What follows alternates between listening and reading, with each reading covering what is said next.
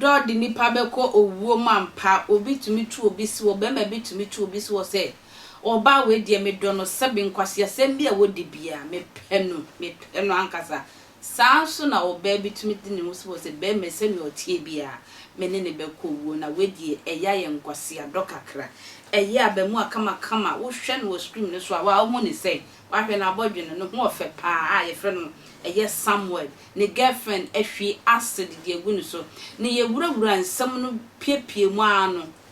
na chese boy no ne girl no ete kama asem mie no na acid no hwe egu no so no wo hwehwe mu nkyere mu pa eni ni ti ni na enye se wo ma ne sika bi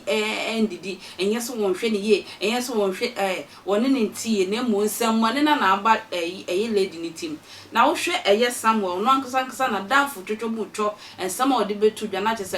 girl no woni obi edi kan atena dada wa trete sa nipa na se si a okum eye Samuel no sansam ni nyina efi sa SS for ne ba se menene te kra no na o threat menene te kra no o yeso be mi se na che se girl no ne suba na se ni mojenim no ensemboni ana se ewudie ewo mu dada sabe de Ghana police for wo ma ye modwuma wie pa mo nsa eso ni mu ewo nima police station ma ye hwe na danfo eye Samu adanfo no ono de okitemu de utese no me ye ntima wow me dey be I keep on telling myself say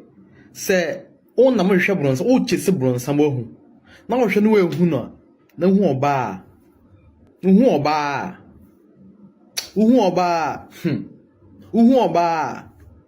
for ba se bronsam se bimpo se bimpo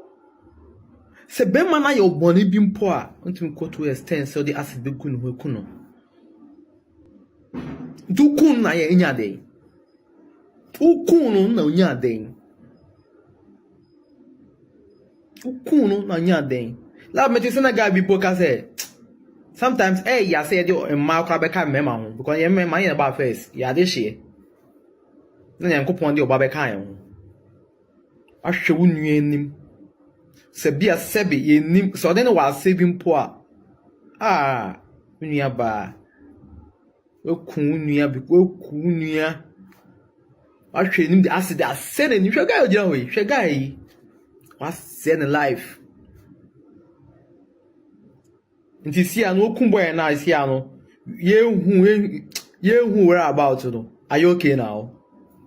Are you okay now? This is other better. You can run, but you can't hide. Only your baby now you know you within your baby for so now only baby now you within your sister. Baby for what they say I don't know. I yet